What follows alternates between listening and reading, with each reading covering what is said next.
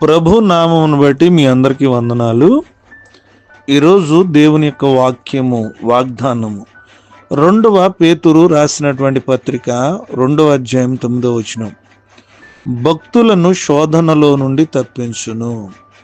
ప్రియమైన దేవుని బిడ్డలారా, భక్తులు అనే వాళ్ళకి, దేవుని ఆరాధించే వారికి తప్పనిసరిగా శ్రమలను, శోధనలను ఎదుర్కొంటారు. ఎన్నడూ పరీక్షకు గురి కానటువంటి విశ్వాసము అసలు విశ్వాసమే అనిపించుకోదు. అయితే భక్తులు శోధనలో నుండి తప్పించబడుతూ ఉంటారు.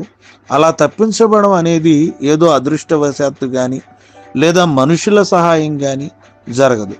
ప్రభువే స్వయంగా వారిని, తన భక్తులను తప్పిస్తూ ఉంటాడు. ప్రియమైన దేవుని బిడ్డ, తనను ఆశ్రయించిన వారికి విడుదల కలగజేసే కార్యక్రమాన్ని వ్యక్తిగతంగా దేవుడే చూసుకుంటాడు. తన యందు భయభక్తులు గల వారిని ఆయన ప్రేమిస్తున్నాడు. కాబట్టి వాళ్ళు ఎక్కడున్నారు, ఏ సమస్యల్లో ఉన్నారు, ఏ పరిస్థితుల్లో ఉన్నారు, ఎలాంటి ఇబ్బందుల్లో ఉన్నారో దేవుడు గమనించి వారిని విడిపిస్తాడు. దేవుని బిడ్డలారా, అలాంటి సమయాల్లో తమకు భయం పుట్టిస్తున్న ప్రమాదాల నుండి ఎలా తప్పించుకోవాలో వారికి తెలియదు. గజిబిజి అయిపోతారు వారి సమస్యల్లో ఉన్నప్పుడు. కానీ ప్రభువు తెలుసు ఎవరిని ఎలా తప్పించాలో, ఎప్పుడు తప్పించాలో, ఎలా తప్పిస్తే బాగుంటుందో ఆయనకి బాగా తెలుసు. ప్రియమైన దేవుడు, శోధకుడైన సాతాను చావు దెబ్బ తగిలేలా దేవుడు తన మహిమను తీసుకొచ్చి మనలను ఆయన తప్పించి విడిపిస్తాడు. ఎలా విడిపిస్తాడు అన్న ప్రశ్న ప్రభువుకే విడిచిపెట్టేసి మనం తన సొంత మార్గాలను, మనల్ని సమస్తమైన అపాయాల నుండి, శ్రమల నుండి,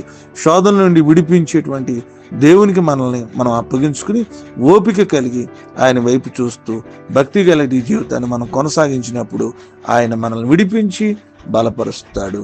అటు కృప దేవుడు మనందరికి అనుగ్రహించును గాక. ఈ కొద్ది మాటలు దేవుడు మన ఇంటిలో ఫలించి ఆశీర్వదించును గాక. ఆమేన్. ప్రార్థన చేసుకుందాం, తల్ల ఉంచుకుందాం. మహోన్నతుడా, జీవము గల దేవా, మీ స్తోత్రాలు, మీ ఘనమైన నామం నుండి వందనాలు. రాత్రంతా కాచారు, మరొక శ్రేష్టమైన దినాన్ని మా జీవితాల్లో మీరు అనుగ్రహించినందుకు మీ స్తోత్రాలు.